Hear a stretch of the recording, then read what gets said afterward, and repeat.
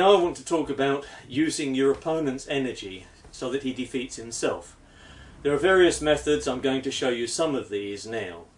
First of all, the opponent attacks you and you don't do anything. You simply sidestep and let his force be his own undoing, like this.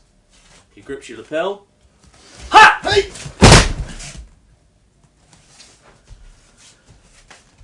In the next stage, your opponent attacks you and you accelerate his force. So as he's moving, you're just behind him, give him that little extra push, like this.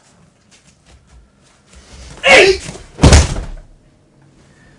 When I was in Japan training in judo, I was working with one of the leading masters, Kotani sensei. One day I had a practice with him.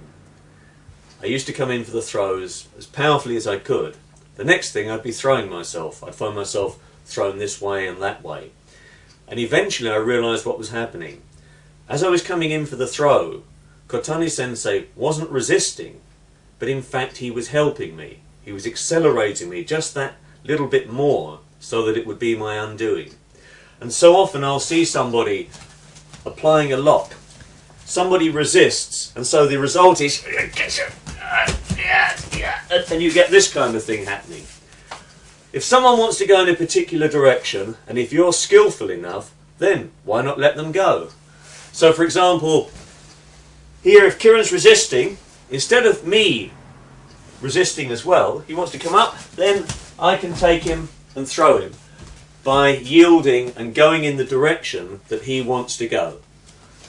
This first technique involves a straight arm lock and a wrist twist. It's wakigatame in Japanese and kotegaeshi. Your opponent reaches for you, you push the arm up in the air, which gives you equal power to your opponent. Grip the wrist as if you're strangling, this sort of a hold, and you step right in front of them with the left foot, bringing them to here. If they resist and start to twist their wrist out, like this trying to break free, you can then apply kotegaeshi, the wrist twist. It has to be in time with the force they're using. You'll step across and you'll throw them with the wrist twist like this.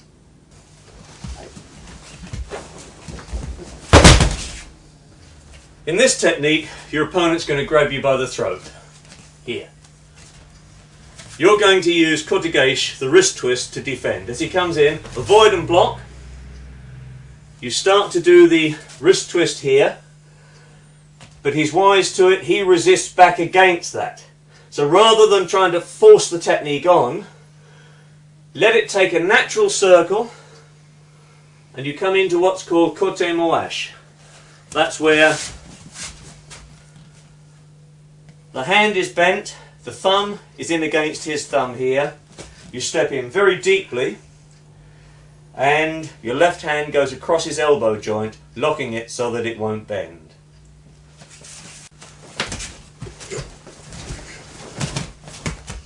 First we're going to deal with blocks against punches. The most important thing, as I've said, is to avoid. So as the punch comes in, you'll both avoid and you'll block. So for example, with a straight punch to the head, avoid and block by bringing the hand up and using the cutting edge to deflect the punch. If it's on the other side, lean to this side and again block with the left hand.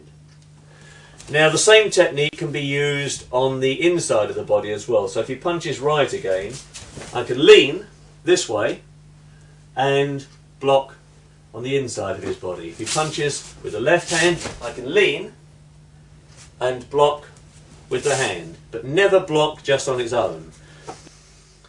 Here's one sequence involving blocking and culminating in strangle defense from a downward strike. Hey. Hey. Ah. Ah.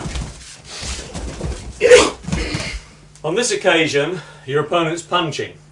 It's a long, slow, deliberate type of punch which allows you to use this type of technique, taetoshi. As he punches, avoid and block, continue round with your foot, bring this foot across here and allow his own momentum from the punch to carry him over. Let's see that technique in practice. Hey! Hey! In this technique, the person's kicking. If they're fast, you won't be able to do the technique. But if they're slow, there's a possibility that as they kick, block, catch the leg. Step in, and then you'll do what's called ouchigari by reaping this leg away. Hey! Ah! From this position, I can get a judo technique. Just come this way for action, that's it. Hey, called kesagatame, scarf hold. And I've landed on top of the opponent here. I trap his arm tightly underneath my arm, and my hand comes under his neck and holds him. I spread the legs so he can't pull me over, and I keep my head down so that he can't strike me. So this is the basic hold. If he struggles to here, you hold on. Now, if the opponent starts to turn in, and they're quite powerful, if you turn in towards me here, one thing you can do, just slowly, is this hand comes around the neck. This one comes around the neck, and as he turns in to escape, your foot comes over here, and you can strangle him. But just have a look at that. Come back to here. That's it. You're holding him here, he turns into here, it's up, and you'll strangle him that way. Next, the other possibility is, with his other hand, if he pushes across your throat, he can force you back. From here, he pushes across the throat here, release your hand, then come into a straight arm lock. We'll do that one again a little slowly. As he starts to force his hand across, get your hand free, push his shoulder, take the wrist and lock him in a straight arm lock. Normal speed, you're here, just holding him, he starts to